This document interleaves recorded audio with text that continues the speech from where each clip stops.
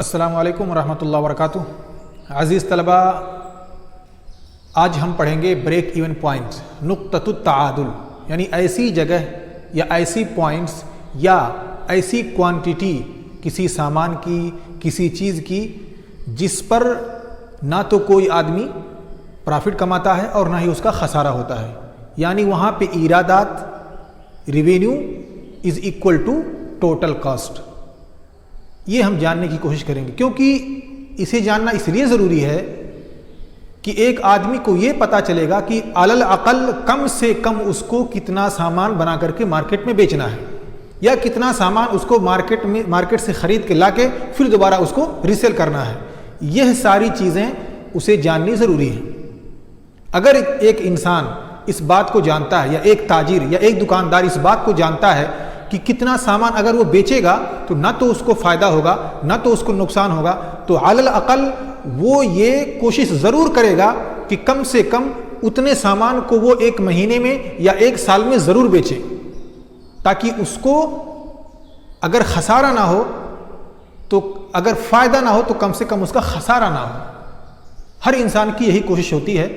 और जो भी इंसान कोई काम करता है, चाहे वो बिज़नेस करता हो या कोई और चीज़ करता हो, चाहे कंपनी चलाता हो, चाहे वो परचेस करके उसे रीसेल करता हो, कोई भी काम करता हो, कोई मसना हो, कोई सामान बनाता हो, कोई प्रोडक्ट उसके यहाँ से बनता हो, कोई भी काम हो, हर शख्स की कोशिश यही होती है कि वो मुनाफा कमाए, ज़्यादा से ज़्यादा प्रॉफिट कमाए, ज़्यादा से ज़्यादा पैसे अपने इन एक्टिविटीज़ से वो गेन कर सके। इसकी ये कोशिश होती है और हर इंसान इसी के लिए स्ट्राइव करता है। जो भी इस तिजारत में जाता है, अब उसको चाहे मानवी फ़ायदा मिले या मादी फ़ायदा, यानी पैसे रुपए की शक्ल में या किसी और शक्ल में जो मलमूस होता है, जिसे हम देख और सुन सकें। एक मानवी फ़ायदा होता है, जैसे एक इंसान ने कोई चैरिटेबल ट्रस्ट खोला, मदरसा है, स्कूल है, कोई हॉस्पिटल है, इसमें जो उसको मादी फ़ायदा नहीं होता, लेकिन उसको मानवी फ़ायदा होता है, यानी लोग उससे फ़ायदा उठाते हैं, लोगों की परेशानियां दूर होती हैं, लोगों को उससे इलाज मिल जाता है, तलबा आकर के पढ़ लेते हैं, उनकी एजुकेशन पूरी हो जाती है। यह सारी चीज़ें एक तरह से मानवी है, मादी नहीं है, क्योंकि ये रुपया या पैसे की शक्ल में आपके सामने नहीं दिखता, फिक्स एसेट्स की शक्ल में नहीं आता, बल्कि ये एक इंटेंजिबल एसेट्स है जिसे हम छू नहीं सकते, जिसे हम देख नहीं सकते, बल्कि यह एक मानवी शय है। तो हर इंसान की कोशिश ये होती है कि वो चाहे मानवी तौर पे या मादी तौर पे कम से कम वो फ़ायदा उठाए, यानी मैक्सिमाइजेशन ऑफ प्रॉफिट उसका हदफ होता है। किसी भी मुनशा को खोलने का, किसी भी मसना या मैन्युफैक्चरिंग कंपनी या फर्म को बनाने का उसका मकसद यही होता है।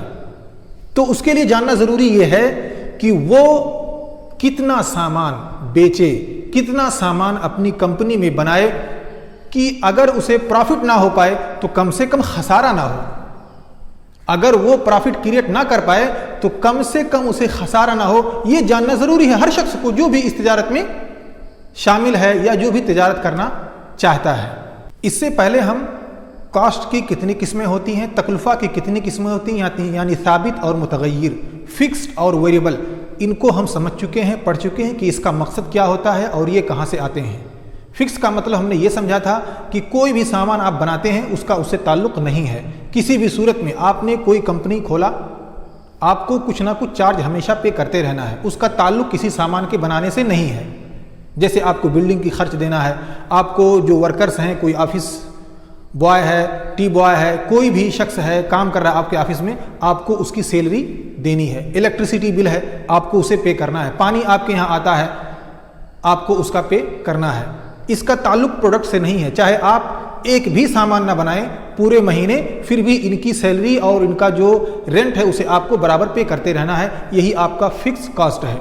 लेकिन जब आप कोई सामान बनाएंगे, एक कलम बनाना चाहेंगे, तो इसके लिए आपको रोशनाई खरीदनी पड़ेगी, प्लास्टिक खरीदनी पड़ेगी, और इसके अंदर जो सोख्ता होता है, रबड़ वगैरह, उसे भी आपको खरीदना पड़ेगा। तो जैसे जैसे आप कोई कलम बनाते जाएंगे वैसे वैसे मुतग़य्यिर तकल्फ़ा या वेरिएबल कास्ट आपके ऊपर चढ़ता जाएगा और आपको उसे ऐड करते रहना होगा।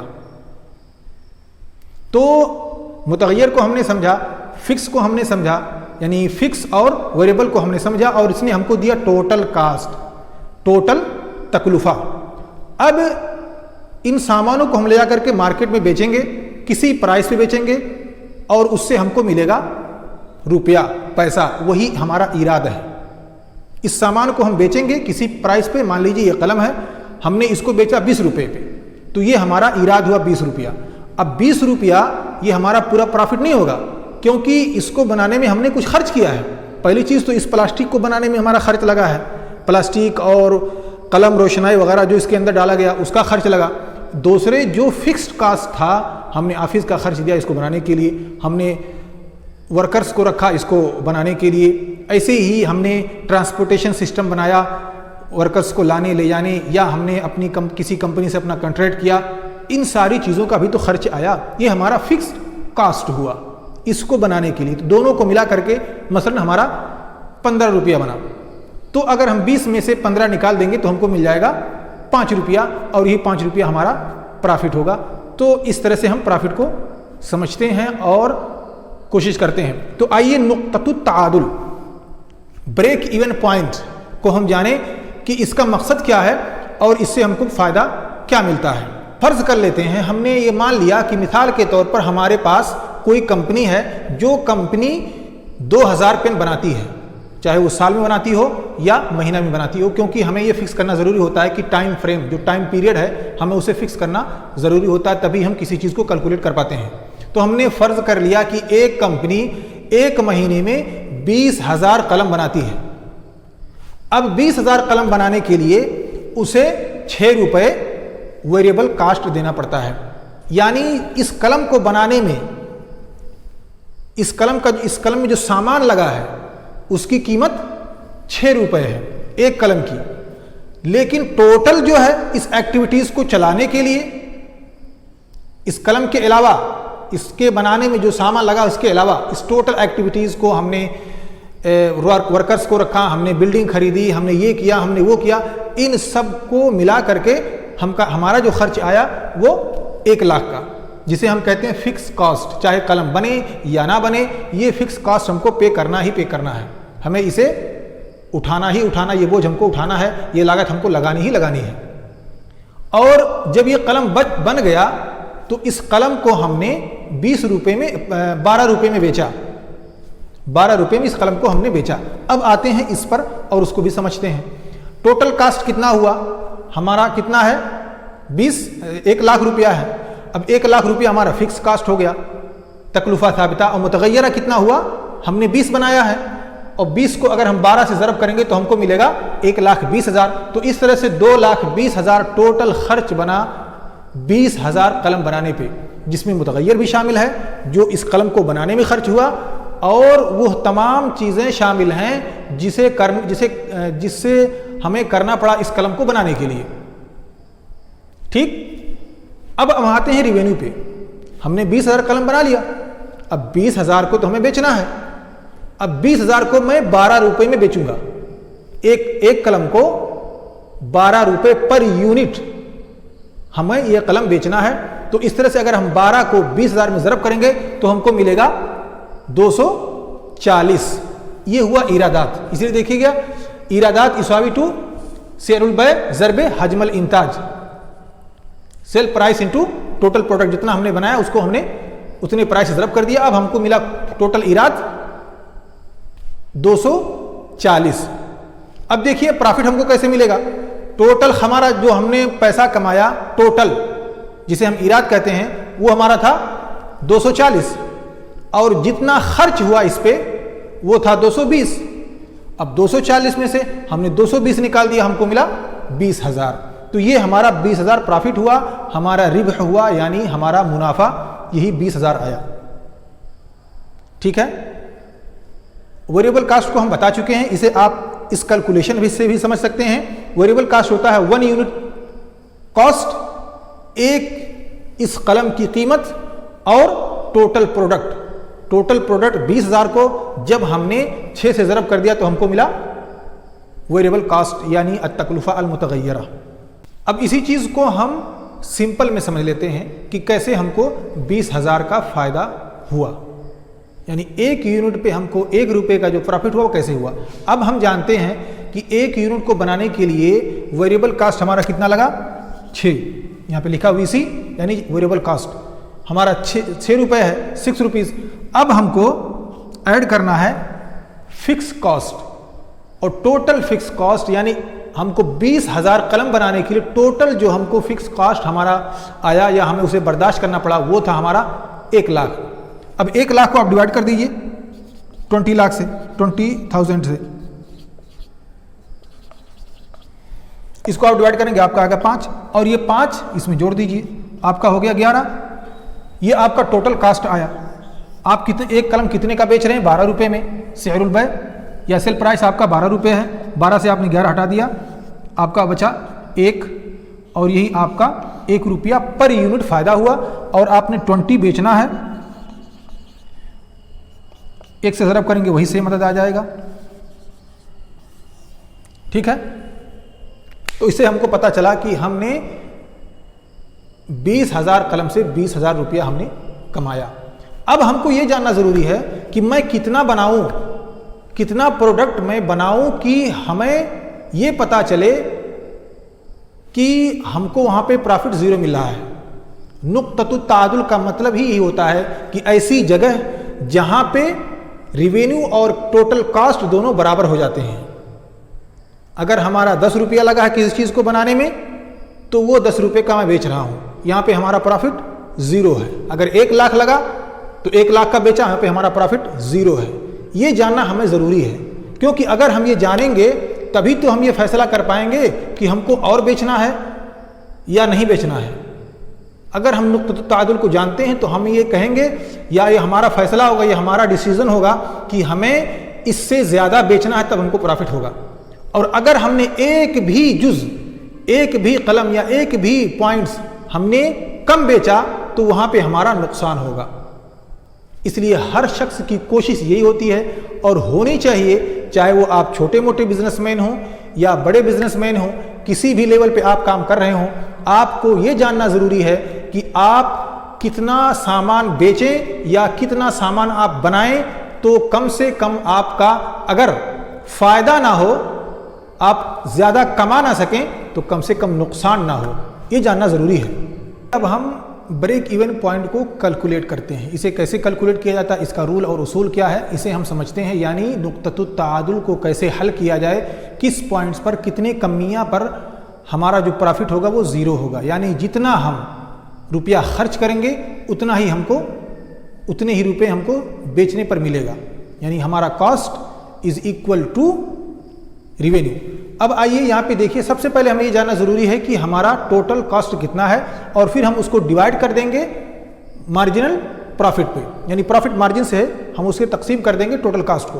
अब हमारे पास टोटल कॉस्ट कितना है हम जानते हैं पहले ही कि हमारे पास टोटल कॉस्ट देखिए यहाँ पे फिक्स कॉस्ट 1 लाख है।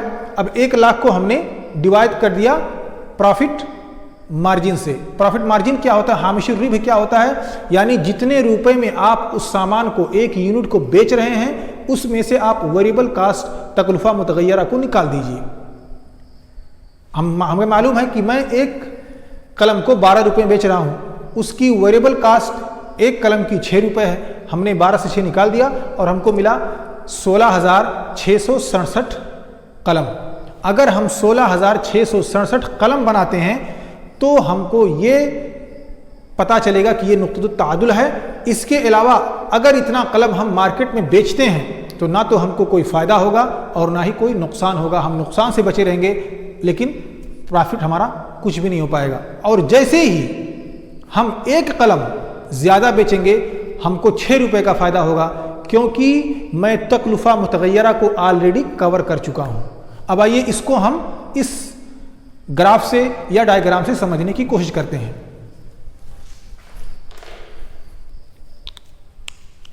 यहां पे देखिए, हम इसको हमने मान लिया है ये 5,000 है, ये 10,000 है, ये 15, ये 20 और ये 30,000। ये हमने माना इसको क्वांटिटी, हम क्यों लिख देते हैं यहां पे, और इसको हमने मान लिया प्राइस या यानी रिवेन्यू या टोटल कॉस्ट, रिवेन्यू और कॉस्ट। अब ये देखिए ब्रेक इवन पॉइंट हमारा कितना मिला, 16,667। ये 15,000 है, 16,000 तकरीबन यहां पे आएगा, यहां पे बनेगा हमारा ब्रेक इवन पॉइंट 16,667। इतने कलम हमको यहाँ पे बेचने हैं, तब हमको ब्रेक इवन पॉइंट्स मिलेगा।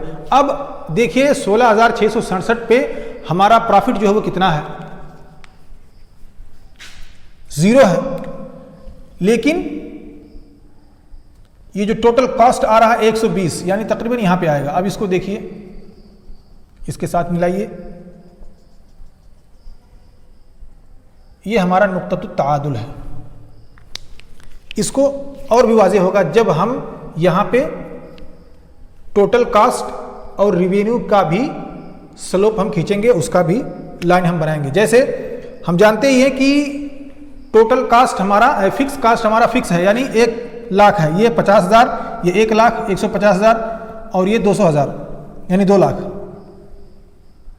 तो हमारा जो है वो फिक्स है। यहाँ पे आप किसी भी सूरत में चाहे 5,000 कलम बनाएं या 10,000 कलम बनाएं या 25,000 कलम बनाएं या 30,000 कलम बनाएं, आपको हर हाल में 1 लाख रुपया बर्दाश्त करना ही करना है। अब जो हमारा मुतगय्यर होगा वो यहाँ से शुरू होगा, लेकिन जो हमारा कुल्ली होगा इसको भी और इसको भी शामिल होगा। यानी हमारा कुल्ली जो होगा वो फिक्स को लेकर के और फिर आगे बढ़ेगा। तो हमारा यहाँ से कुल्ली यहाँ से चालू होगा, तकरीबन ऐसे ही ब्रेक इवन पॉइंट से होते हुए जाएगा। और हमारा जो रिवेन्यू होगा, टोटल कॉस्ट,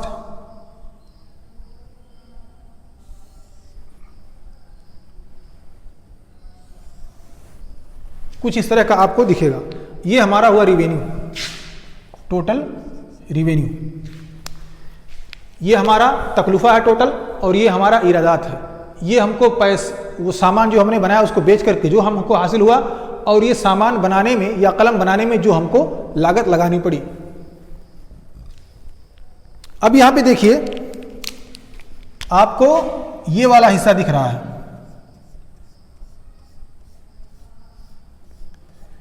आप यहां पे देखिए, अगर आप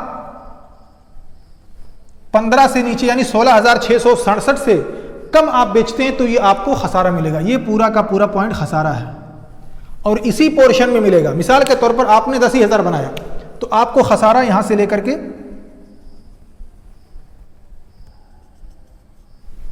ये वाला जो पूरा हिस्सा हुआ, इतना आपको बर्दाश्त करना पड़ा।